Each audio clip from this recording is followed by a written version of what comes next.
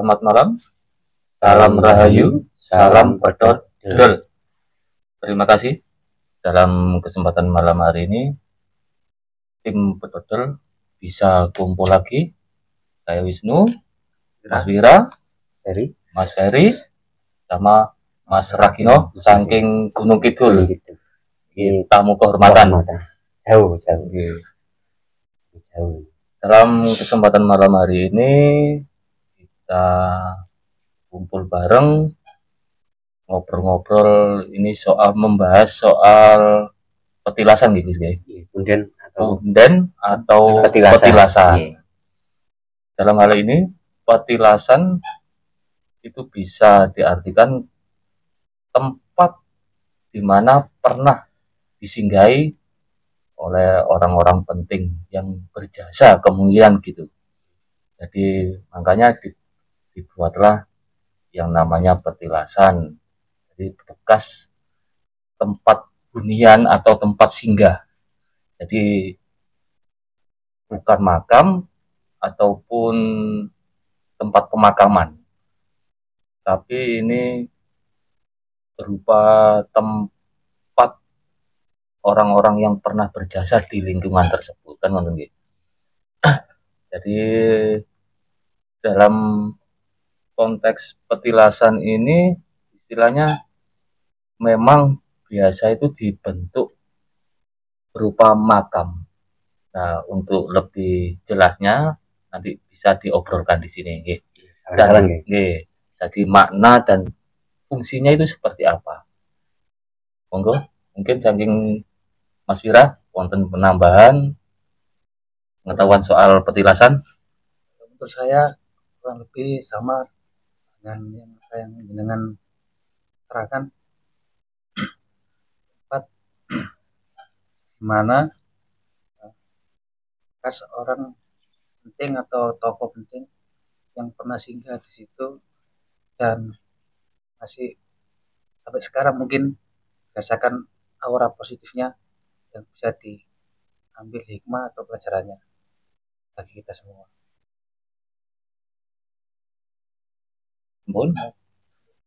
Monggo Mas Rakino mbok menawi wonten pengetahuan iki soal nopo petilasan utawi punden. Ya Mbak lah. Menurut persepsi jenengan, monggo.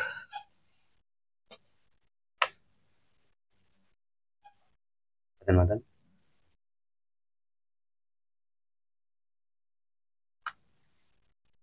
Ulang itu. Iya, monggo. Kita awali dengan punden dulu ya. Karena kita membahas antara punden dan petilasan sehingga nanti ada yang namanya sebenarnya pembeda di sini. Oh, wonten pembedaan itu. Wonten pembedanya sebenarnya. Karena kalau untuk urut-urutan seratannya itu memang lebih meluas nanti di petilasan. Nah, kita membahas tentang punden. Nah, punden ini ada dua versi. Kalau yang sejarah mengatakan kebanyakan itu punden itu yang prasejarah yang dinamakan punden berundak. Kayak segitiga kayak ya padang kayak dari megalitikum batu besar atau zaman batu baru neolitikum. Nah, itu mereka menggunakan sebuah susunan bangunan menggunakan batu bertumpuk yang dinamakan punden. Yang kedua yang kita bahas sebenarnya punden yang ada di desa sebenarnya.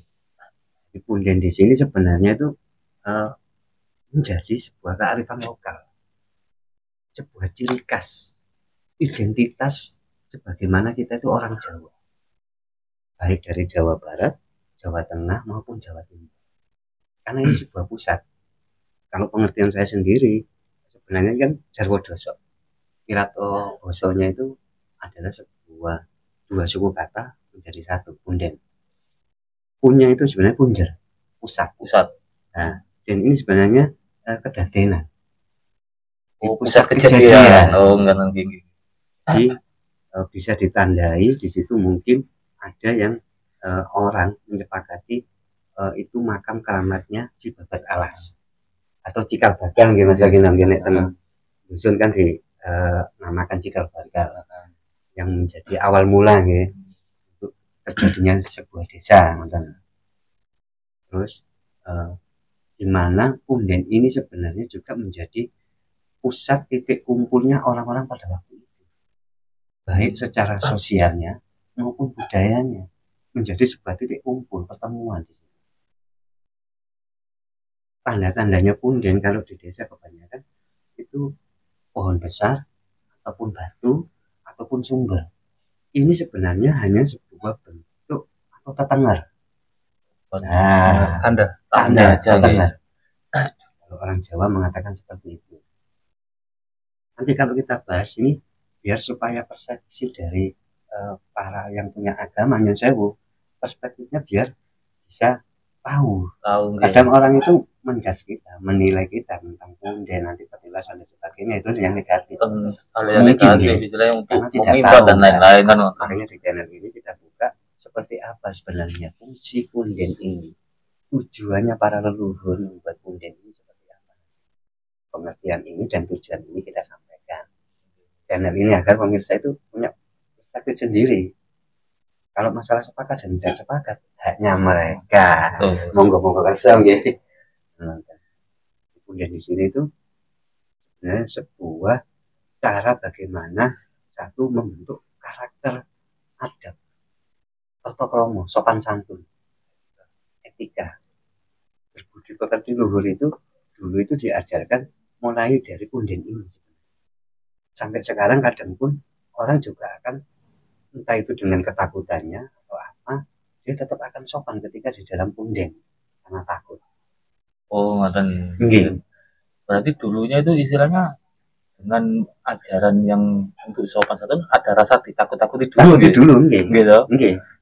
Saya yakin mungkin karena tujuannya baik, itu untuk mendidik kita supaya kita tahu sopan santun, tata krama, di mana kita berada di tempat.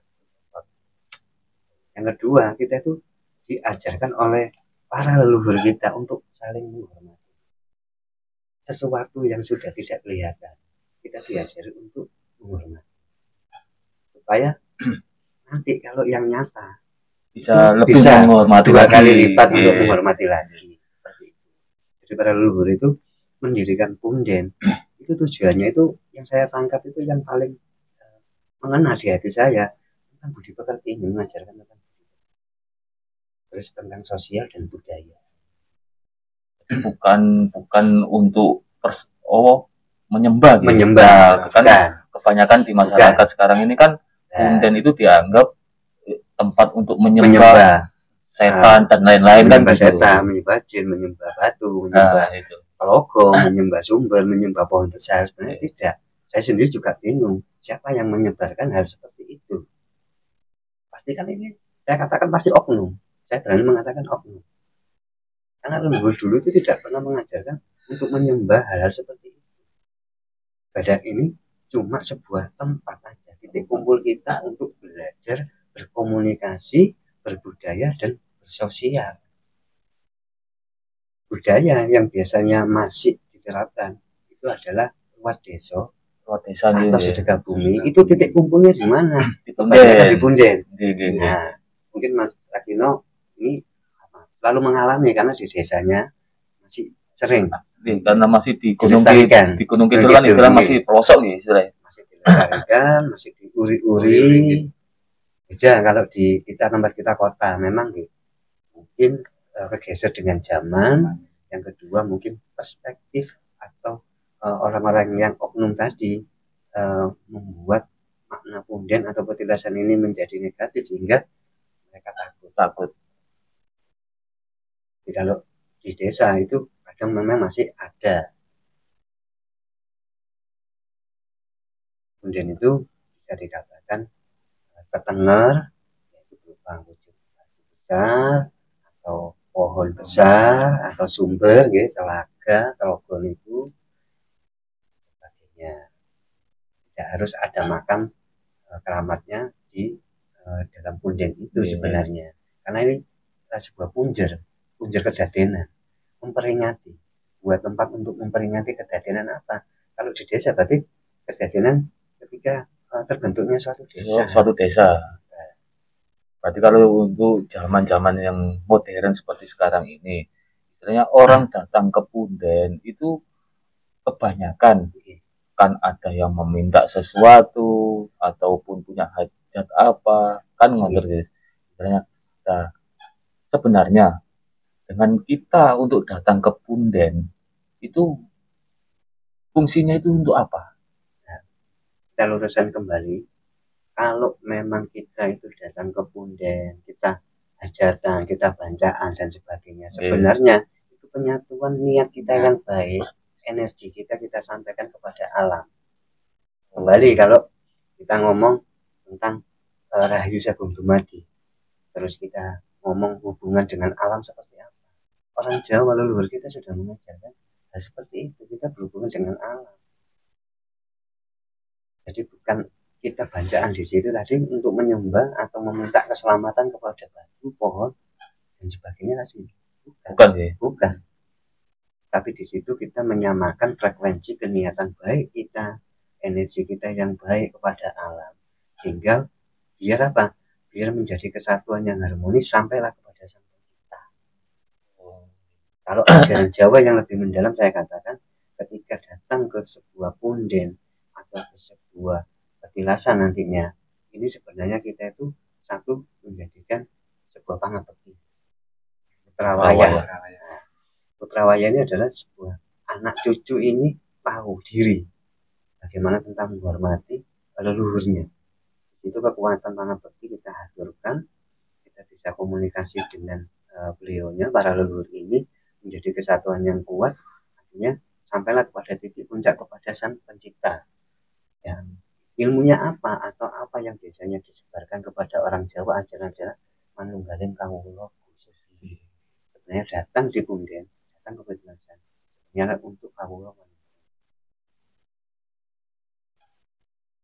Jadi selama ini yang orang awam tahu kalau datang ke punden dianggap untuk meminta sesuatu minimal dalam hal materi, itu berarti memang salah besar itu. Salah besar. Berarti kan terserah mereka sendiri kan punya hak ya. Punya hak.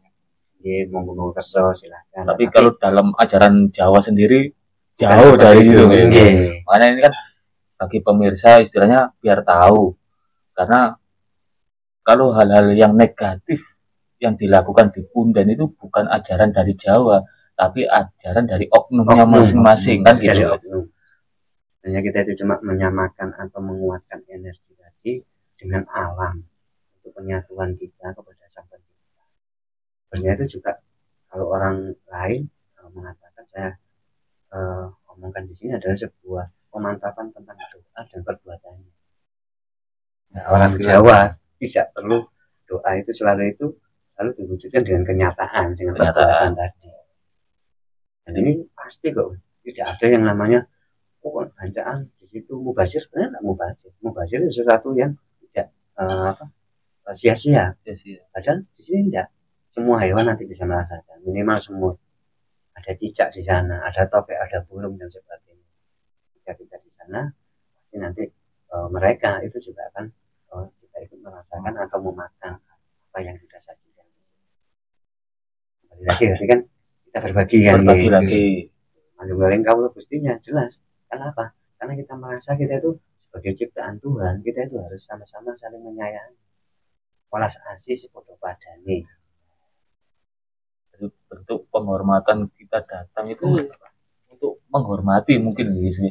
Untuk menghormati istilahnya punden, tempat dulunya tempat berkumpul di suatu tempat yang bisa bikin ini jadi suatu desa yang bisa dihuni banyak orang. Kita itu datang ke situ itu menghormati jasa-jasanya. Jadi biar kita itu tidak melupakan, kita tidak sombong, karena kita itu bisa tinggal di suatu tempat atau suatu desa di situ karena jasanya beliau, karena jasa-jasanya itu tadi. Karena kalau kita sampai lupa di situ, itu akan membuat kehancuran. Mungkin dari pihak lain, makanya kita itu memang sengaja diputus supaya tidak dapat berkomunikasi atau tidak menyambung antara pangabekti ini sebagai penghormatan atau pangabekti ini kepada leluhur, supaya tidak mempunyai kekuatan atau tidak punya jati diri lagi sebagai orang Jawa. Ya di channel ini kita sampaikan agar punya persepsi itu nanti sama. Gitu. Enggak Mas Raken. Kan visualnya kan kemudian rian ya. Nggih.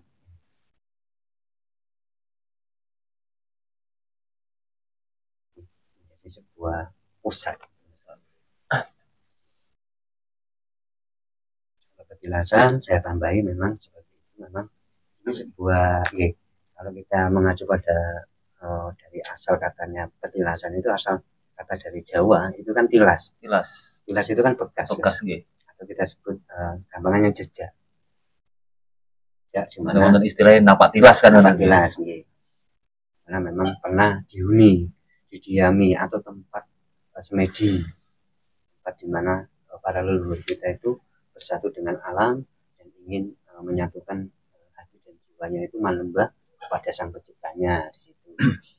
Terus dari tokoh, tempat di mana tokoh itu pernah berada, pernah bertempat tinggal. Nah, jejaknya itu atau bekasnya itu kita sebut sebagai petilasan. Karena strata dari status ekonomi, mungkin ini suatu tingkatan dari tokohan tadi kan ada yang namanya dari raja, dari pangeran, dari tumenggung dan sebagainya. Ini status mereka. Status itu juga menentukan kalau memang beliaunya itu di sana, artinya kita sebagai menghormati akan kita sebut sebagai petilasan. Dan apa di petilasan itu kan jejaknya gitu. Tempat yang pernah didiami atau untuk kegiatan beliau-beliaunya. Nah, berarti kan belum tentu itu suatu makam. Tapi kenapa di dalam petilasan itu kok mesti dibangun sebuah kayak dibentuk sebuah makam? Nah, itu ada versi. Nah, kan ada versi.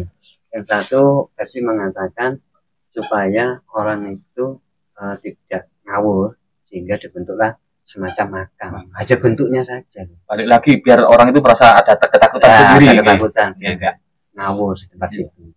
Yang kedua memang sengaja seperti itu agar itu cuma sebuah itu tadi tanda atau tetangga. Simbol tadi.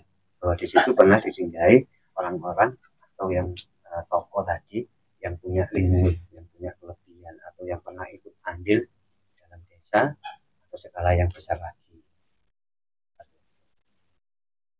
Saya tekankan di sini kita tidak boleh meninggalkan yang namanya punden dan petilasan. Harus tetap diuri-uri terus. Kita munculkan kembali kekuatan mental dan spiritual. Kita harus menumbuhkan lagi budaya spiritual. Karena kekuatan orang Jawa sebenarnya dari dulu kita kuat. Gemari Palo Jinawi, Titi Tentrem, Kertora Harjo. Itu berdasarkan kita itu selalu berhubungan kepada leluhur dan alam. Kenapa hidup kita sampai sekarang kok tidak bisa kembali seperti zaman dulu? Kita sudah meninggalkan semuanya itu. Sama nih. Enggak. Udah, berarti kan kita sudah nggak punya kekuatan. Ada bedanya. Karena memang sudah terlalu banyak yang membelokkan yang dari Jawanya sendiri itu tadi. Banyak oknum itu mau memutus hubungan dari putra waya tadi ini supaya tidak berhubungan lagi kepada leluhur atau alamnya. Nah, saya analogikan yang paling mudah ya. Bagikan kita itu kalau punya senjata, orang membawa senjata dengan tidak, mentalnya beda loh. Beda. Lebih tatap kalau bawa senjata. Nah, ini kan sebuah perumpamaan ya, analogi. Kan kita lebih merasa yakin, merasa kuat kalau kita bawa senjata. Senjata orang Jawa dulu dengan kekuatan mental spiritualnya itu kepada para leluhurnya. Nah, karena para leluhur ini sudah menentukan tempat sebuah energi di alamnya. Nggak ngapus loh, Bang.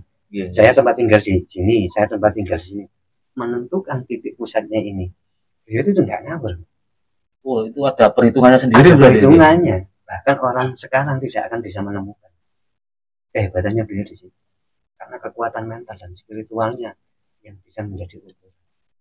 Belum ada alatnya menentukan kenapa tempat ini itu kok ditempati beliaunya sebagai semedi. Belum ada. Ada salah satu contoh kan kayak yang di Jolotundo itu nggih. Ada berarti itu kan sumber mata air. Bagaimana menemukannya beliau? Menemukan terus dengan jangka waktu yang cukup lama nggak pernah berhenti. Asap ini. Ya. Berarti memang ada perhitungan yang paling dalam yang tidak bisa ditemukan oleh bangsa lain. Kekuatan spiritualnya beliau itu menentukan di mana tempat ini akan membawa suatu energi besar. Mungkin terus kalau sering baca-baca berita itu kalau orang yang datang ke punden ataupun spiritual itu kan katanya sih memang ada unsur energi yang besar. Nah, orang-orang yang datang ke sana itu istilahnya yang dianggap untuk menyerap energi yang ada di sana. Apa betul seperti itu, guys? Kalau itu gitu loh. Saya pribadi banyak berita saya kurang sepakat ya. Kurang sepakat. Itu kita itu sebenarnya tidak menyerap, Mas. Tapi kita itu malah menyamakan frekuensinya. Oh, menyamakan bukan menyerapnya ya. Karena memang banyak berita seperti itu. Nah, kalau penyerap loh, kita itu siapa? Gak tahu diri udah kan gitu ya. Jadi ki sapa? Mau energi niku iki raja ya. Raja dengan energi yang kalau kita umpamakan mungkin 98%. Wadah kita cuma 1%. Kalau kita serap, Bos. Nonsen kan? Nggih. Karena kita bukan raja, menyerap energi raja. Sebuah kekonyolan. Ini kan sebagai informasi bagi pemirsa mungkin yang pernah berkomunikasi dengan oknum-oknum paranormal itu kan biar tahu, biar nggak sampai ditipu kan gitu guys. Tujuannya kan gitu, biar kan banyak orang istilahnya mengatasnamakan, nanti diajak ke suatu punden ataupun petilasan raja-raja, nanti diajari untuk menyerap energi positif di sana lah, biar nggak sampai ketipu di situ. Jadi permainan oknum paranormal dengan cara supranatural.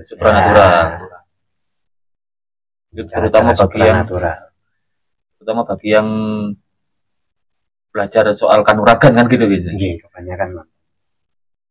Dari sini kita itu mengaturkan sebuah energi kita itu supaya kita itu bisa menyamakan nanti ada keharmonisan di situ. Jadi kita yang cuma 1% karena kita orang biasa kita sampaikan sehingga 1% energi kita bisa ditampung oleh yang 98%. Itulah. Maka bisa kita perumpamakan bahwa 98% ini adalah dekengan atau senjata kita. Nah, seperti yang para leluhur itu tadi kan gitu guys. Sama kalau kita kembali sebagai anak dan orang tua. Kalau kita sebagai anaknya jenderal, kan kita lebih pede, lebih ada kekuatan daripada kita tidak tahu orang tua kita siapa. Sama, makanya diputus, jangan sampai tahu kalau memang kita sebenarnya dari para leluhur yang hebat. Udah, yang hebat ini kok kekuatan mana? Muncullah lagi sebuah kekuatan tentang Jawa. Nah, ini akan muncul penguasa dunia. Boleh tanya nggak? Iya, monggo. Punden petilasan. Apakah yang dahulunya yang pertama kali ya? Iya. Itu kalau petilasan sama punden ini orangnya harus orang situ apa dari luar? Kalau masalah orang yang orang situ yang pertama kali loh. Jelas bukan. Pendatang jelasnya. Kalau namanya cikal bakal itu sebenarnya yang mana? Pendatang. Punden apa yang petilasan? Yang sebenarnya yang punden. Kalau punden ini sebenarnya orang yang babat alas. Tapi kalau petilasan ini belum tentu babat alas. Karena orang singgah. Jadi belum tentu. Tapi kalau punden ini juga bisa dikatakan punden, juga bisa dikatakan petilasan. Tapi kalau petilasan belum tentu punden. Seperti itu. Oh, jadi gini kan Gus. Misalnya kalau punden orang yang datang istilahnya menentukan tempat kumpulnya seperti apa. Dia membuat sebuah istilahnya pemukiman. Terus apalagi beliaunya itu meninggal di situ. Di situ juga. Itu bisa disebut punden dan petilasan kan nonton. Tapi kalau untuk petilasan sendiri itu sebenarnya sudah ada tempat, cuman menentukan tempat untuk bersemedi dan lain-lainnya. Dan ini punya pamor kan gitu nih. Kebanyakan itu kalau kita sikapi memang istilahnya cuma sementara kalau petilasan. Sementara nggih. Karena tempat singgah tadi beliau menetapkan di Indonesia itu terus menyamakan frekuensi di situ. Kalau sudah beliau berpindah lagi. Pindah tempat. Jadi membuat bangunan-bangunan energi-energi di suatu tempat lagi. Nah, itu untuk siapa sebenarnya? Untuk kita sebagai putra waya. Makanya kita harus meniru beliaunya. Kita harus berbuat atau tirakat atau laku. Ini bukan untuk kita. Kita tirakat atau laku berbuat ini sebenarnya untuk anak cucu kita. Ya, tetap nyambung terus energi tadi. Kan kita belajar kan bukan sina orang Jawa kan tidak egois. Bejat-bejate awake dhewe, ya apa nek awake dhewe niki tirakat utawa laku dibuat anak cucu kita. Putra waya berikutnya seperti itu. Karena para leluhur kita juga mengajarkan hal seperti itu. Nah, tahunya seperti apa kalau beliau-beliaunya seperti itu? Ya harus datang ke punden lagi agar paham.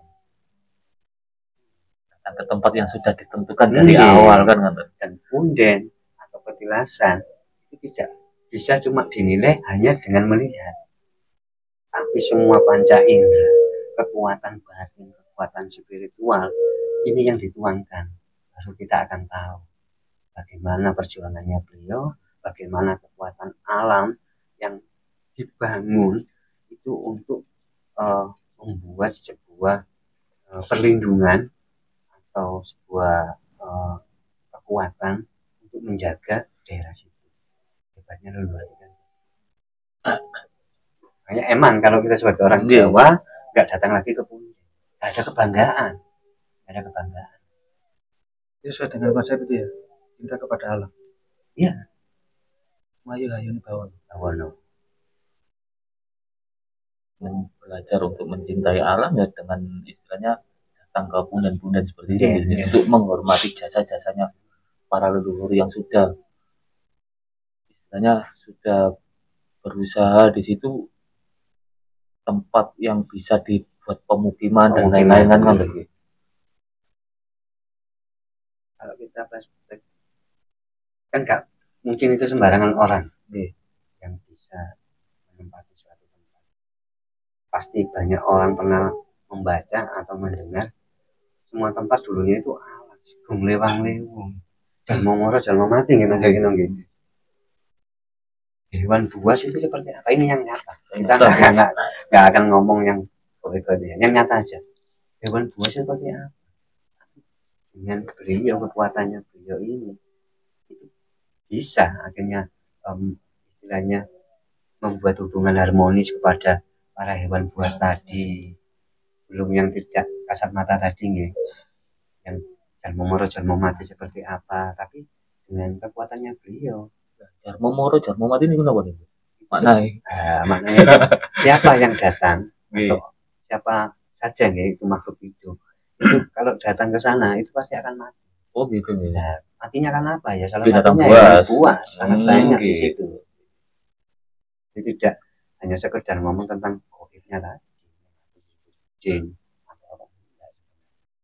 Yang paling logika, yang paling gampang adalah hewan buas, harimau, ular besar seperti apa kan buahnya. Jadi dengan kekuatannya beliau bisa menyatukan dengan alam sehingga bisa membentuk suatu pemukiman di situ, bisa ditinggali oleh manusia sampai beranak pinak sampai sekarang ini. Kalau kita tidak mau hanya sekedar menghormati, sebenarnya kita itu manusia seperti apa? Kita nilai sendiri-sendiri ya. Sudah dikasih tempat yang enak, tinggal mengingat aja jasanya kan gitu. Jangan sampai kita disebut sebagai anak cucu yang tidak tahu terima kasih dan tidak tahu rasa hormat dan rasa bakti. Jangan sampai hal itu terjadi. Ya harus kita galakkan, kita uri-uri lagi, kita lestarikan, kita jaga kemudian dan petilasan ini. Untuk apa? Untuk kekuatan mental dan spiritual. Karena kekuatan mental dan spiritual ini akan merubah sebuah keadaan.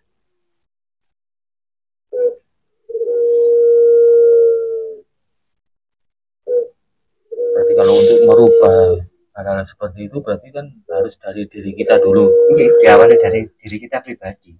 Untuk ngasih contoh nyatanya gitu. Panjenengan bisa diawali dengan pribadi, kemungkinan nanti bisa menjadi sebuah contoh yang nyata kepada keluarga, istri, kepada anak, nanti kepada cucu dan sebagainya. Jadi bukan hanya nanti kita cuma ngobrol di sini, ngobrol tapi tidak ada wujud dan buktinya. Kalau kita berani nguri-nguri, berani datang ke punden atau ke petilasan, ya nggak akan mungkin nanti keluarga atau nanti anak atau turunan kita akan mau juga nguri-nguri kalau tidak dengan kitanya sendiri, dengan wujud yang nyata. Berperilaku, berbuat yang nyata itu menjadi sebuah contoh yang nyata. Ini sebenarnya kekuatan luar biasa.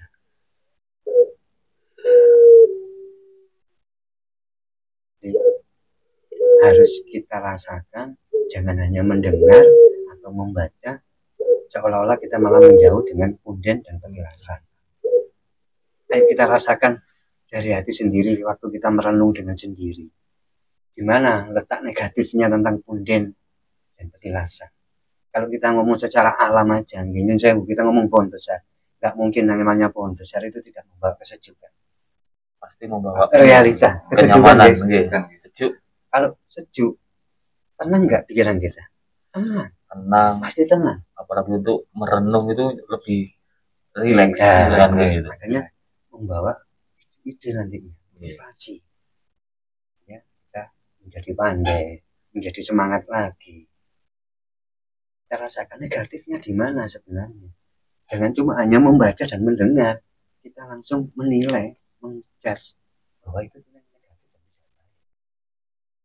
Kenapa tidak kita rasakan? Kita buka semua poncondrio kita nih.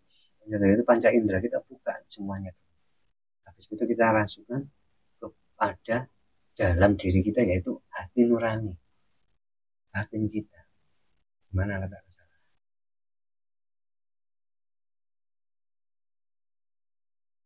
Gimana? Justru negatif itu kalau kita selalu hanya dipecah belah.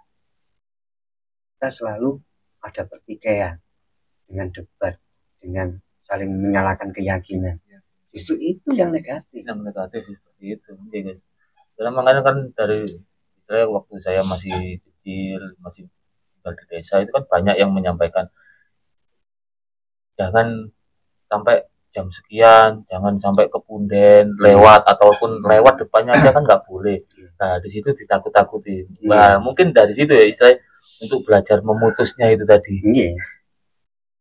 Karena memang dulu memang jangan, kalau habis maghrib jangan sampai lewat ini nanti terjadi yang tidak diinginkan kan seperti itu.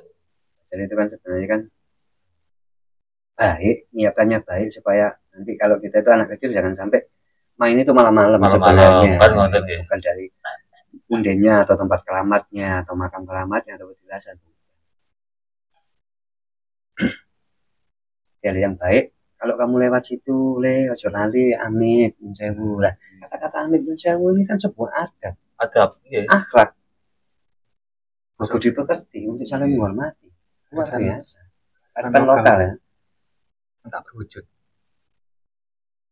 Kenapa kearifan lokal itu harus kita tinggalkan? Padahal kearifan lokal ini yang membawa kita itu menjadi jati diri, kekuatan spiritual yang tinggi. Tadi disebut kearifan itu tadi, sebuah kebijaksanaan pada lokal. Tapi kenapa harus kita putus?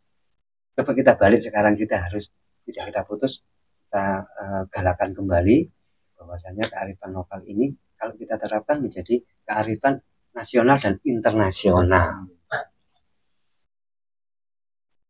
Terus untuk petilasan itu ada pembedanya nggak Gus? Istilahnya kalau dari petilasan istilahnya yang kelas Temenggung yang dulunya menjadi Temenggung, terus ada yang dari Raja. Dari petilasan ini ada pembeda enggak? Sebenarnya ada pembeda, ada tergantung dari persepsi nggih, sudut pandang, perspektif kita melihatnya dari mana. Monggo, selamat. Monggo, mari. Nah, kita kedatangan tamu lagi. Maju Gus. Ini ketinggalan barang ketinggalan. Nah, saya kira lagi. Salam berdua.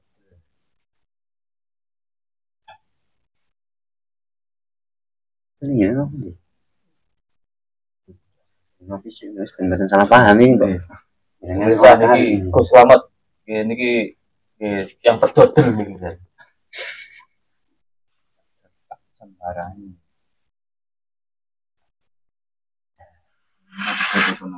Oh. Ada kastanya, perbedaan jelasan tadi. Santai dong Mas Bro. Santai. Ini lagi ayeng nih. Iya. Ini Mas. Udah penjelasan. Energi tetangga kan ini.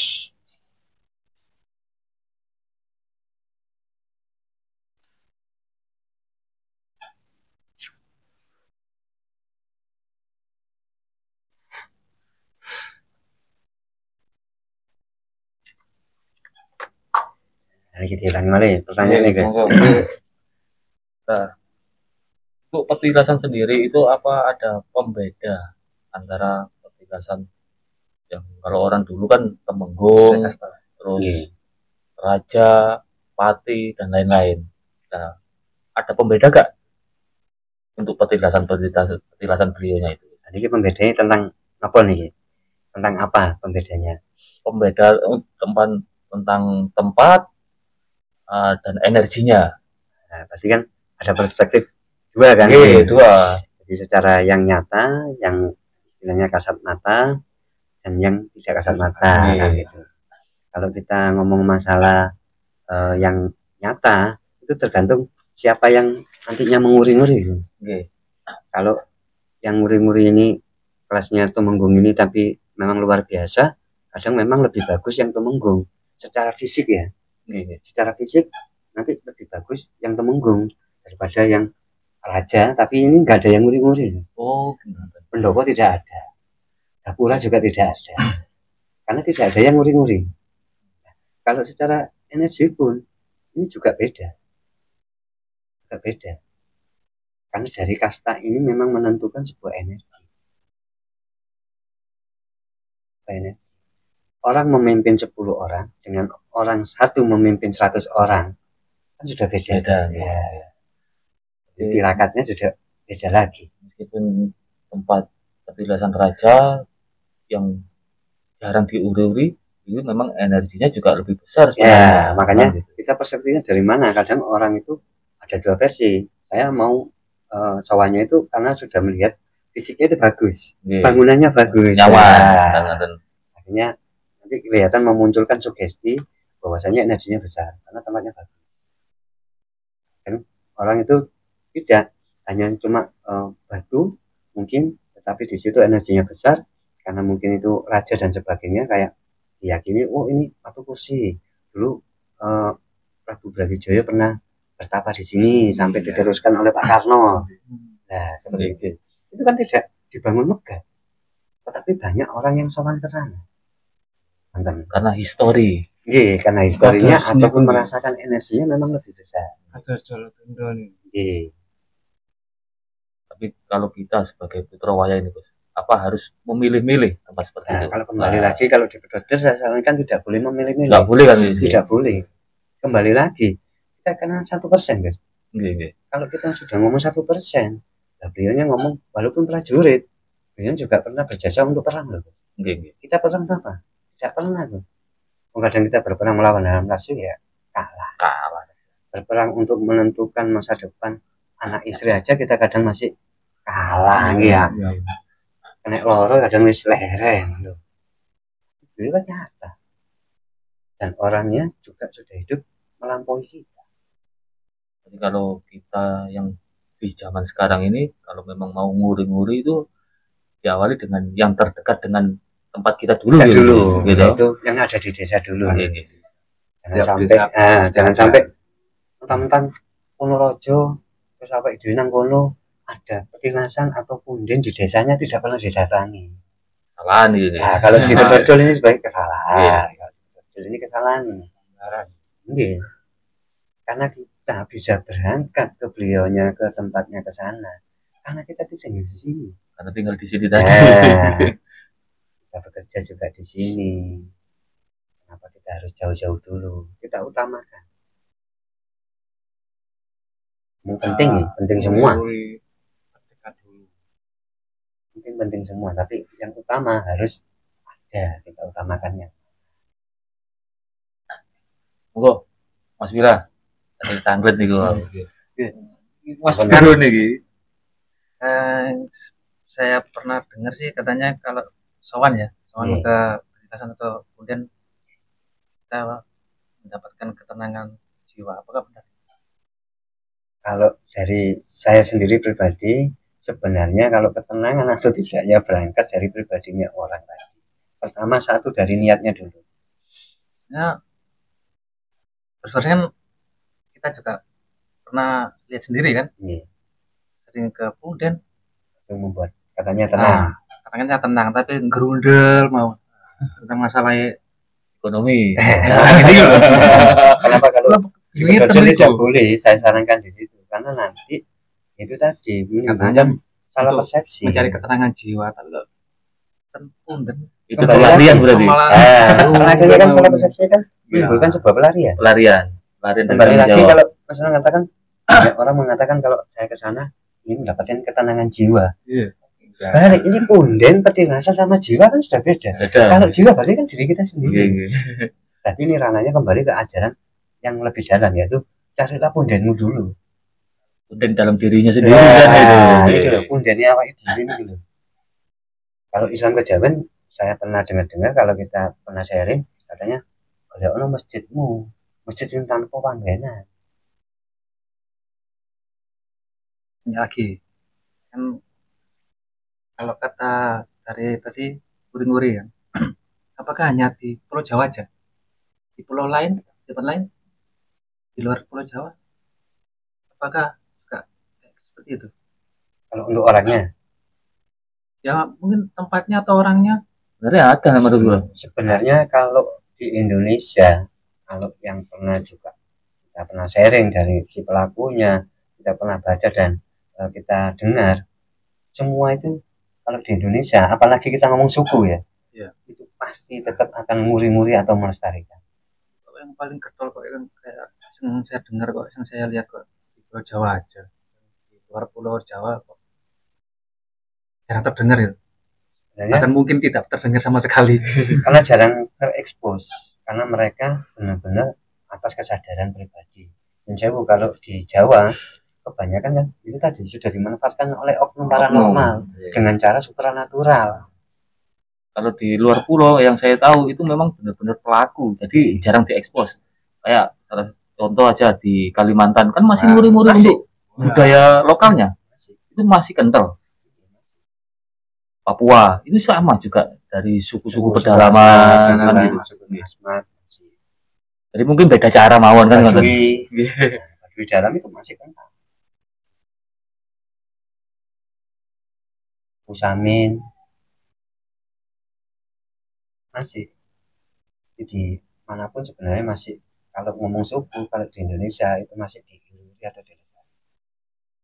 Kalau di sini tuh terlalu banyak kepentingan sebenarnya. Oknum membawa kepentingan masing-masing. Tapi lupa bahwasanya kekuatannya tentang punden dan itu bukan hanya sekedar untuk mencari uang, malah lebih di atasnya uang. Cuma dikendalikan kembali hanya untuk cari uang. Siapa pribadi? Jadi dari situlah timbul persepsi yang negatif mungkin gitu. Dari banyak oknum-oknum itu tadi, akhirnya masyarakat luas juga menganggap hal-hal yang istilah kegiatan yang ada di punden itu dipandang langsung ini negatif. Kalau dari Islam sendiri dianggap syirik musyrik kan seperti itu. ini karena menyalahgunakan punden atau petilasan itu tadi, sehingga banyak orang juga punya persepsi atau berasumsi bahwa orang kejawen untuk pelakunya atau punden dan petilasan itu hal yang negatif, apalagi mengatasnamakan goibnya. Itu baik jaluk ini, eyangin jaluk ini, pasti nih gitu. Terus sampai karena ndang ono aku cuman petilasan ngomongnya pesugihan lah kayaknya, padahal wong nerima salah persepsi ini kan begini kok. Mereka kan nguri-nguri budaya membangkitkan kekuatan spiritual, bahwasanya kita tuh orang Jawa itu punya kekuatan di luar fisik, kekuatan batin atau spiritual ini lebih hebat daripada bangsa lain. Oh, Mas Ragino nih bang, pada sanjang pun nih bang. Desa saya itu kalau petilasan bahwa itu tanggang kembang itu. Iya. Sajen nggih. Nggih, sajen atau burampe nih nggih. Itu wujud pengorbanan. Terima kasih. Karena itu kan sebuah bakti. Kalau kita ngomong bakti Mas Ragino, itu pasti ada namanya pengorbanan. Ngomong bakti itu pasti ada pengorbanan. Kalau tidak ada pengorbanan, jangan sampai kita ngomong bakti. Bakti itu semua ada pengorbanan, entah waktu, pemikiran, tenaga, dan materi uang. Nah, dan kalau untuk datang ke punden ataupun ke petilasan, apakah orang Jawa itu mengharuskan untuk membawa burampe seperti itu? Kalau ngomong wajib atau harus, saya katakan tidak, karena kejawen sendiri itu tidak ada yang namanya wajib dan harus, karena berangkat kembali kepada batinnya yang harus. Batinnya yang harus dulu. Harus apa? Harus ditata dulu. Sebagaimana kamu paham tentang putra waya dulu. Paham nggak nek anak putu tok itu? Pahami diri dulu. Siapa kita? Anak cucu itu seperti apa? Kan kebanyakan orang kan justru malah dari oknum-oknum ini yang mungkin punya murid ataupun pasien itu mengharuskan si murid atau pasiennya itu tadi membawa burampe, minta yang seperti ini, minyak dengan harga sekian, tumpeng dan lain-lain seperti itu. Ingkung likur terus pedas kendir, makanya kan susah juga istilahnya seperti itu. Yang keharusan itu sebenarnya niatnya dulu, kata pemahaman kita kata seperti apa tentang punden dan petilasan, karena bakti itu seperti apa, itu yang diharuskan dulu sebenarnya. Tadi makanya kalau di pedodel ini istilah minimal 1 minggu sebelum kita berangkat ke sebuah punden ataupun petilasan itu diniati dulu nih ya, diniati. Harus ada kesempatan untuk menata diri kita dulu untuk bisa sowan kan gitu nih. Minimal berarti kita harus mempersiapkan materi nih. Dan pasti ke orang yang ditinggal di rumah kan gitu. Kita ngomong berbakti, kalau kita ngomong berbakti tapi kita meninggalkan anak cucu yang lain, menelantarkan anak cucu yang lain, ini konyol namanya. Ada lagi egois. Kita ngomong ternyata yang kita datangi adalah nenek atau kakeknya dari istri kita, tapi istri kita tadi tidak ditinggali. Seperti apa? Ini kalau kita gambarkan lagi. Baik ini wong jek urip gitu kepake wis. Diketaki kan ngomong ngabekti teko dadolan kene tapi putuku gak mbok sangon gitu. Seperti itu. Logika dan real ini. Memang harus dipersiapkan segala sesuatu. Kan harus ada pemahaman terhadap diri kita. Bagaimana kita nantinya sowan, nguri-nguri di tempat jadi punden atau petilasan. Pokoknya kita kupas bahwasanya punden dan petilasan itu tidak ada negatif. Hal yang negatif. Jadi yang bikin negatif itu cuma oknum-oknum yang memanfaatkan. Akhirnya ada penilaian lagi dari seseorang. Nah, itu yang membuat menjadi negatif. Nah, kita nggak usah ngomong punden atau petilasan, tempat lain aja. Kalau kita sudah niatnya negatif pun jadi negatif tempatnya. Iya, Gitu.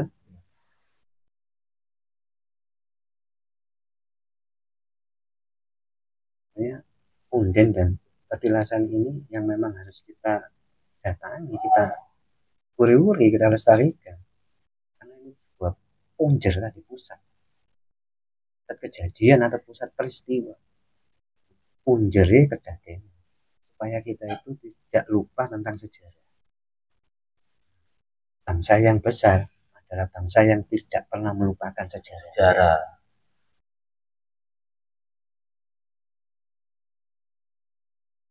Kita bangkitkan lagi, mungkin walaupun dengan lewat channel yang sederhana ini, kita bangkitkan kembali bahwa kita adalah orang Jawa yang mempunyai kekuatan mental dan spiritual, tidak akan pernah meninggalkan tentang kearifan lokal. Yang kumpul di sini di channel Pedodel ini bukan orang supranatural dan lain-lain gitu. Saya yang benar-benar pengen ngasih edukasi soal ajaran Jawa. Yang selama ini banyak orang mengejar menilai itu yang selalu negatif kan. Ngono lur. Iya, memang harus karena sudah terlalu melenceng. Yang banyak didengar ataupun yang diketahui orang luar itu. Penilaiannya.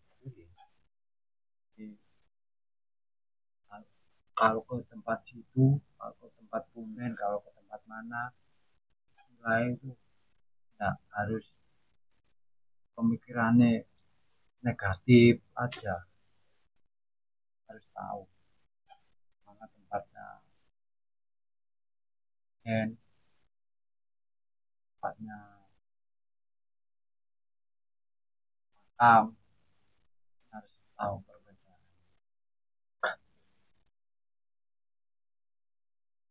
Ada pertanyaan lagi. Mas Bro. Sudah tuntas. Tujuannya nanti jelas seperti apa. Menimbulkan kekuatan mental spiritual. Kekuatan lokal dibangkitkan untuk menjadi kekuatan sebuah nasional dan internasional. Dan kalau di Pedodel saya tekankan munculnya kekuatan tentang mental dan spiritual ketika kita menguri-nguri tentang punden dan petilasan. Bukan dari kanuragan loh, saya tekankan lagi bukan dari kanuragan, minimal dengan budi pekerti. Kita tundukkan bangsa lain atau kita kuasai negara lain dengan budi pekerti kita. Itu senjata utama kan? Bukan dari kanuragan yang kebal bacok dan sebagainya. Itu kan kekuatan spiritual yang luar biasa kan, dibangkitkan dari kekuatan budi pekerti luhur. Sebuah akhlak, sebuah adat, sebuah susila, atau trapsilo. Konsep yang sederhana yang dibawa oleh leluhur kita yang paling dekat adalah sebuah Pancasila. Itu. Ini sebuah konsep lahir di mana anak cucu orang Jawa terutama itu bisa menentukan sebuah konsep Pancasila.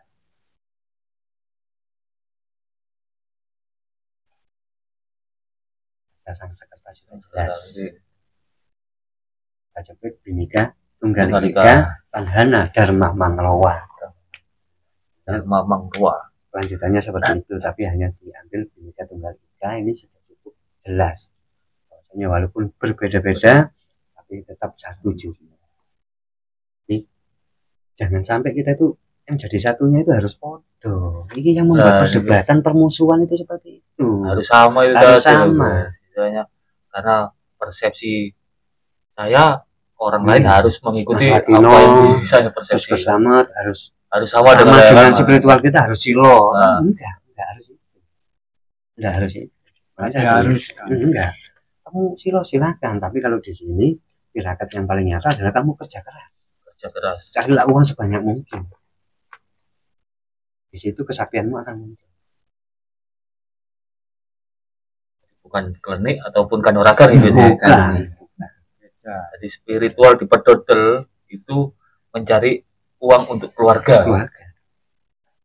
Tirakat yang paling nyata yang seharusnya semua orang itu bisa melakukan, yaitu tadi kerja. Kalau sudah punya uang, kalaupun mau beli dupa juga enteng. Artinya kita kalau ngomong sesaji atau ubur rampe itu kita bisa los gampang ya, misalnya duit ya. Kembali lagi kalau kita ke petilasan atau punden atau makam keramat itu tidak harus membawa ubur rampe atau sesaji, karena ini hanya sebuah simbol sebenarnya. Tapi yang saya tekankan kewajibannya dulu, kamu harus menyadari siapa diri. Banyak orang juga menganggap kalau bawa sesuatu ke petilasan ataupun ke punden itu kan ngasih makan jin. Nah itu loh, ini yang paling rame ini.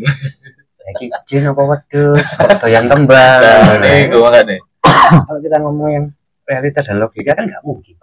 Juga. Tapi doktrin atau dogma itu kadang malah merasuk.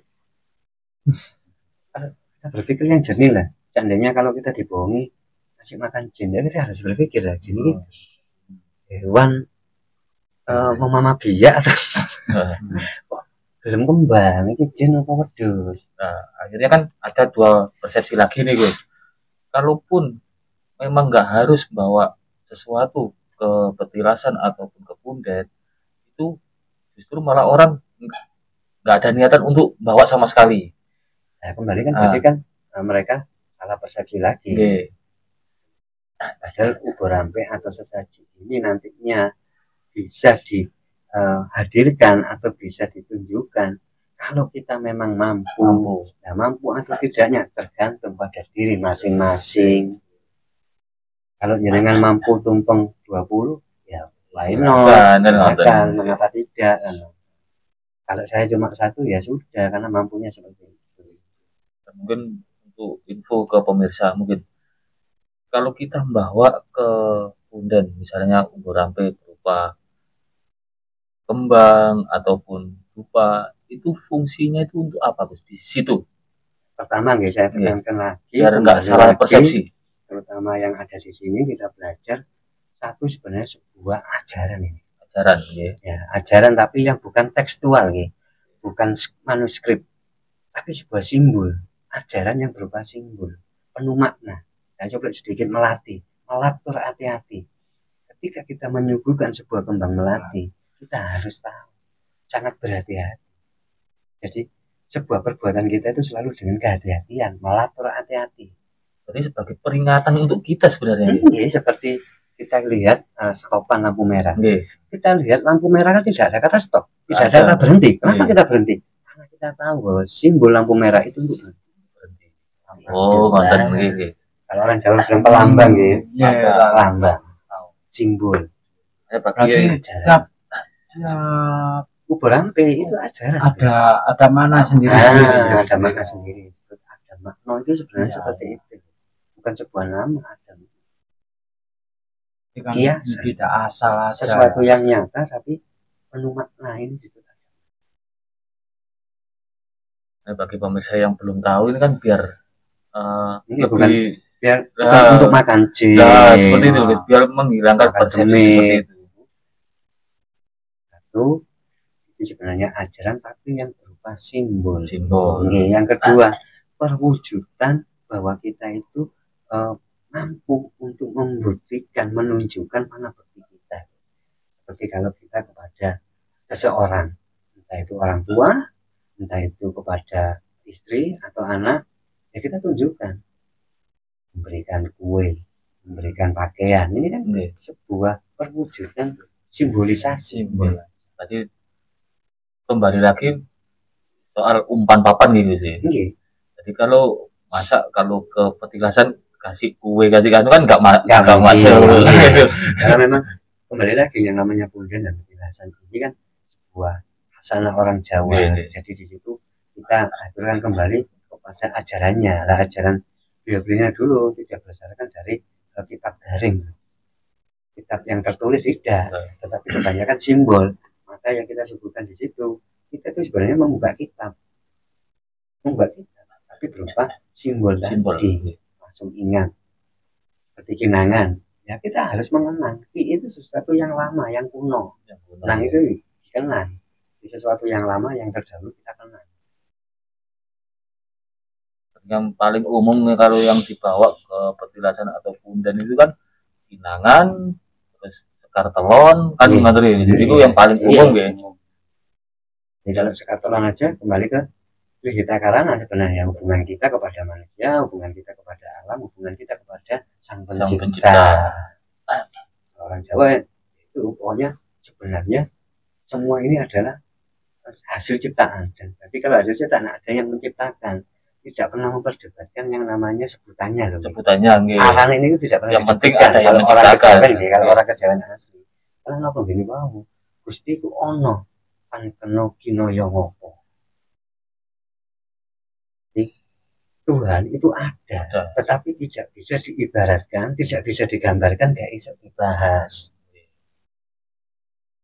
Tapi ono sing nyiptakno kan. Ono. Membahas pasir sing ditekem dihitung ae ora iso kok. Tapi bahas pangeran, tapi bahas Tuhan. Sing penting ono ngono ya. Ono pasir, sapret hitungan iki.